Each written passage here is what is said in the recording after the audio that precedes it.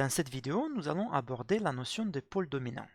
Cette notion de pôle dominant va nous permettre de réduire la complexité des fonctions de transfert et donc de simplifier par la suite l'analyse qu'on en fera de ces fonctions de transfert. La complexité des fonctions de transfert est en fait décrite par le nombre de pôles que celle-ci contient, donc par l'ordre du polynôme du dénominateur.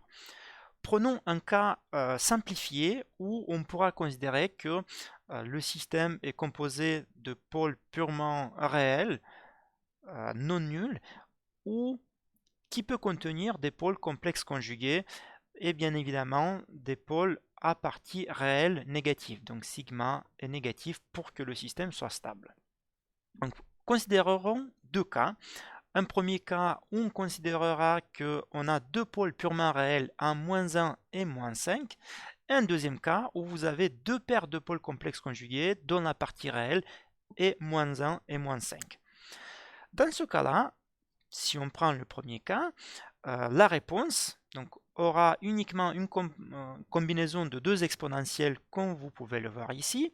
Et ces exponentielles seront négatives et on pourrait les représenter sur ce diagramme séparément. Donc par exemple, une première exponentielle, celle qui correspond à -5, et la deuxième exponentielle, celle qui correspond à -1. J'ai considéré que dans les deux cas, le coefficient multiplicateur était le même, donc les deux exponentielles commencent du même endroit. Mais ce n'est pas obligatoire.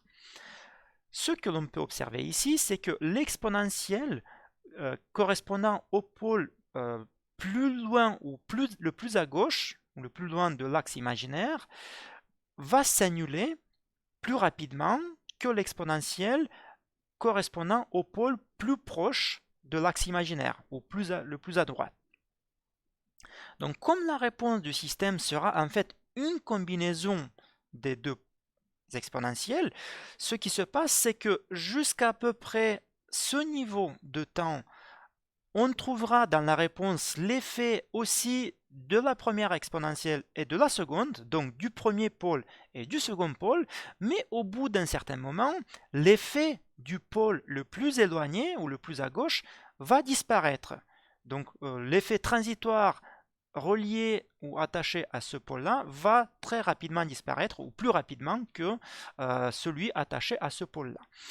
On trouve, par exemple, que pour le cas complexe conjugué, c'est un petit peu la même chose, puisque en fait vous avez une combinaison d'exponentielles multipliées par un cosinus, et donc si l'exponentielle disparaît plus rapidement, les oscillations associées au produit cosinus exponentiel vont aussi disparaître plus rapidement, et donc l'effet de ce pôle-là, ou de cette paire de pôles-là, qui est plus loin à gauche, va disparaître plus rapidement que l'effet de cette paire de pôles plus proche de l'axe imaginaire. Donc ce que l'on peut en déduire, en retenir de cette analyse, c'est que les pôles qui sont les plus proches de l'axe imaginaire, ce sont eux qui vont dominer la réponse transitoire ou le régime transitoire.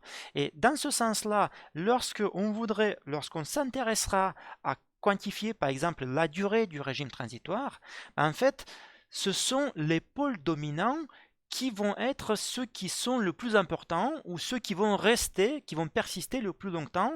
Et donc si on les regarde à eux seuls, on pourra, sans se tromper de beaucoup, estimer la durée de ce régime transitoire, puisque le régime transitoire de la réponse est une combinaison, une somme, si vous voulez, de ces deux exponentielles.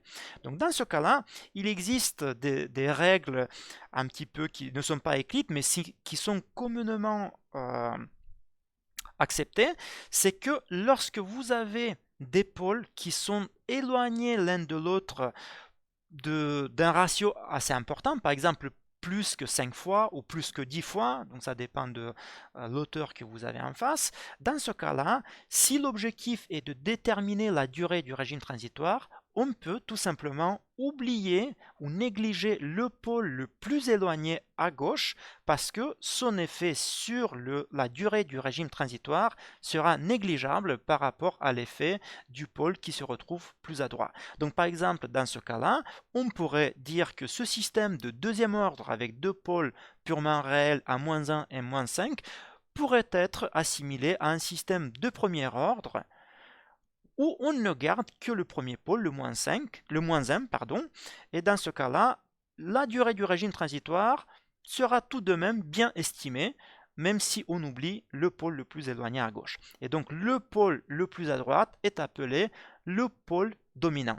Si par contre les deux pôles sont proches, par exemple à -1 et à -2, dans ce cas-là, leur effet combiné peut encore persister dans la durée du régime transitoire. Donc dans ce cas-là, on ne pourra pas éliminer le pôle de gauche si le ratio entre les deux pôles adjacents n'est pas plus grand que 5 ou 10. Ça dépend de l'auteur, encore une fois.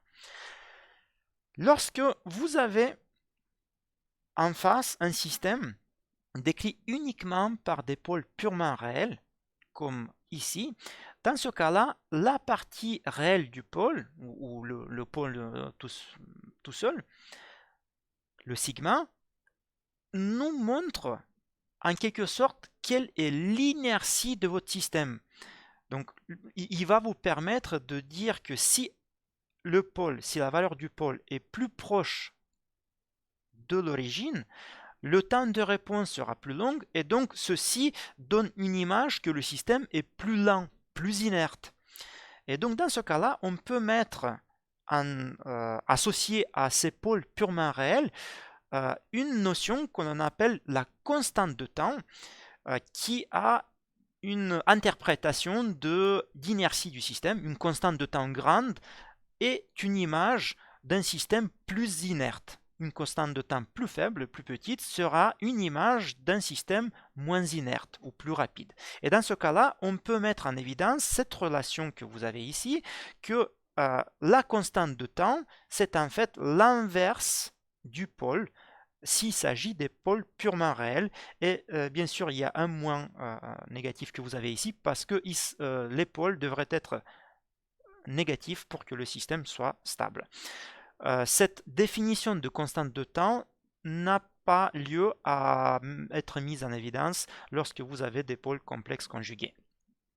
Prenons un exemple où vous avez par exemple le modèle d'une machine à courant continu, d'une machine électrique, d'un moteur électrique à courant continu, où vous avez une combinaison de la partie électrique et une partie mécanique avec un convertisseur électromécanique que vous avez à ce niveau-là.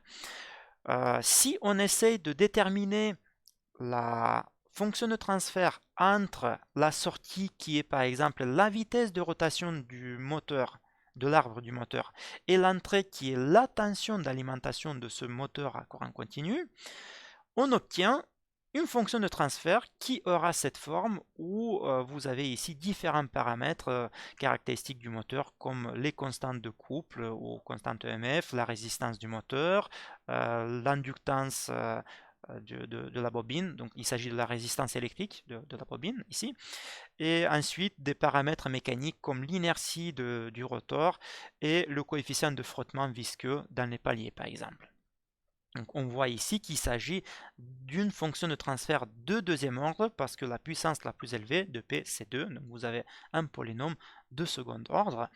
Et si on prend un jeu de valeurs pour valeurs numériques pour les paramètres d'équivance moteur, donc des valeurs numériques que vous avez dans ce tableau, on aboutit à une fonction de transfert comme celle que vous avez ici à l'écran en haut à gauche, où on voit bien que vous avez deux pôles qui sont en -10 et en -2. Et la réponse de ce système, si on applique un échelon de tension, un volt de tension par exemple sur ce moteur, la sortie, donc la vitesse, aura une évolution comme celle qui est tracée sur cette image, donc la courbe bleue. On voit que au bout de à peu près 2 secondes, la vitesse va se stabiliser à peu près à 0,1 radian par seconde. Maintenant, on observe également que ici, les deux pôles sont éloignés de un ratio de 5 entre les deux.